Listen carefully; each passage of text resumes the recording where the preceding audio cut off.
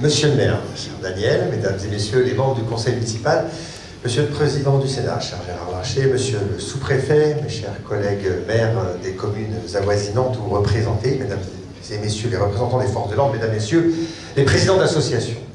C'est un vrai plaisir de revenir ici au Fargis. Ça fait quelques années maintenant que je n'étais pas revenu et je vois toujours autant de monde. Comme le disait à l'instant Geoffroy Bach de Kitting, ça montre l'attachement et l'affection que vous portez à l'ensemble des élus municipaux et particulièrement au maire de Fargis. Je suis ravi d'être là ce soir.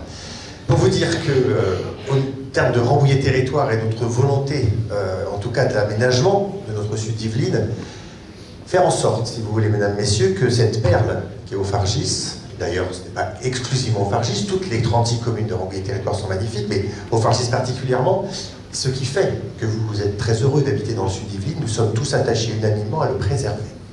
À le préserver car nous souhaitons tous développer l'ensemble de nos villes et nos villages, créer du logement, créer de l'activité économique, mais on veut garder cet ADN, cette exceptionnelle qualité de vie qui est la nôtre. Et dans les grands schémas d'aménagement qui sont prévus, eh bien, on fera en sorte de préserver cette volonté territoriale dans le cadre de l'élaboration du schéma de cohérence territoriale dans quelques semaines maintenant. Vous dire que cette qualité de vie, on y est très attaché, que notre communauté d'agglomération va bien, elle, pour le moment, financièrement, elle a la capacité de déployer son projet de territoire parce que nous travaillons ardemment à faire en sorte que le développement économique soit dynamique ici dans le sud d'Yvelines et avec mes collègues amis maires, notamment des Essarts-le-Roi et du Perret qui sont juste à côté, qui portent même une grosse part du développement économique de l'agglomération. Nous travaillons pour accueillir des entreprises prochainement qui créent de l'emploi, pour vos enfants, qui créent de l'emploi pour vous et limiter au maximum les déplacements pour que vous viviez au plus proche de votre lieu de travail. C'est ça la dynamique qui est la nôtre et qui nous permet de créer de la richesse. Cette création de richesse nous permet de déployer donc, du coup, un certain nombre de services publics. Je m'y apporterai pas ce soir, mais nous avons un certain nombre d'activités, la piscine des Molières aux Essarts-le-Roi, la piscine à Rambouillet, les différents gymnases, le conservatoire, les micro-crèches et autres, mais ce n'est pas le lieu.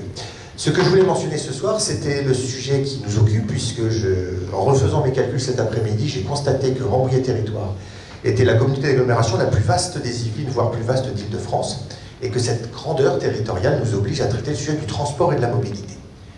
Et tout à fait officiellement devant vous, mesdames et messieurs, remercier le travail de Daniel Ponte, votre maire, qui est aussi vice-président au transport et à la mobilité de Rambouillet territoire, pour toute l'assistance que tu nous as permis d'avoir, notamment cette année, puisque nous avons changé de transporteur, il y a eu quelques difficultés. Et merci officiellement à Daniel pour tout l'investissement qu'elle tient au sein de Rambouillet territoire, parce qu'on remplit notre mission autant que faire se peut, et on le doit en grande partie à toi. Donc je vous propose de l'applaudir, s'il vous plaît, pour cet investissement.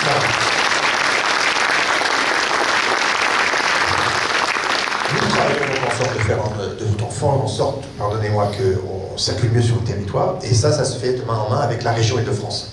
J'ai l'honneur de siéger au sein de ce conseil régional et je tiens à vous dire qu'on est en relation directe avec les services de la région pour accompagner la révolution des transports qui a été mise en place par Valérie Pécresse. Cette révolution du transport, elle consiste à faire en sorte, jusqu'en 2028, de rénover à peu près tout le matériel roulant de l'Île-de-France, les trains, les tramways, les bus, les métros et autres.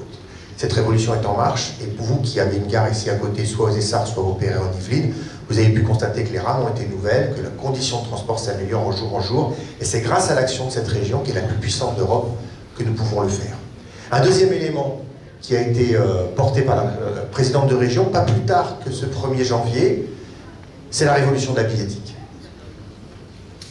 Plus de 50 000 tarifs différents pour voyager en Île-de-France avant cette révolution, avec des tarifs extrêmement divers, et avec la grande couronne francilienne qui était un délaissé. Nous étions moins bien servis en fréquence et en destination, et on payait les billets les plus chers. Pour une volonté de solidarité et d'équité, nous avons décidé, nous, les conseillers régionaux, de faire en sorte que pour les habitants d'Au-Fargis, les habitants de notre territoire, dorénavant, depuis le 1er janvier, vous pouvez circuler dans toute l'Île-de-France pour simplement 2,50 €. Vous pouvez partir d'Au-Fargis jusqu'à Melun, de Cergy-Pontoise à la Ferté-sous-Jouarre, bref, n'importe quel transport, c'est 2,50 € maintenant, quelle que soit la distance.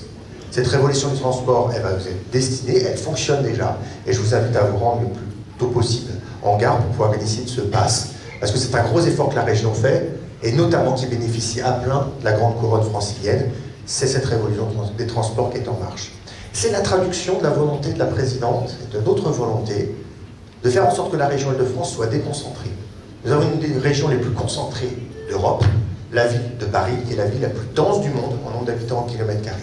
L'idée générale, c'est de déconcentrer cette typologie, et nous allons être bénéficiaires du développement de la région, puisque la région nous a identifié comme un territoire futur de développement, et nous allons en bénéficier à plein, et ça commence dès maintenant par le transport, et donc cette action de la région Île-de-France.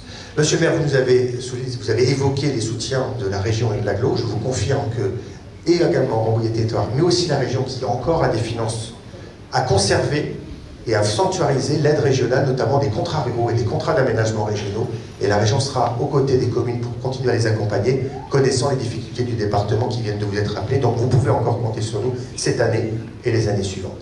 Je terminerai par un sujet qui est très prégnant cette année, plus que les années précédentes, mais particulièrement cette année, et je me répète un peu, désolé, mais c'est important.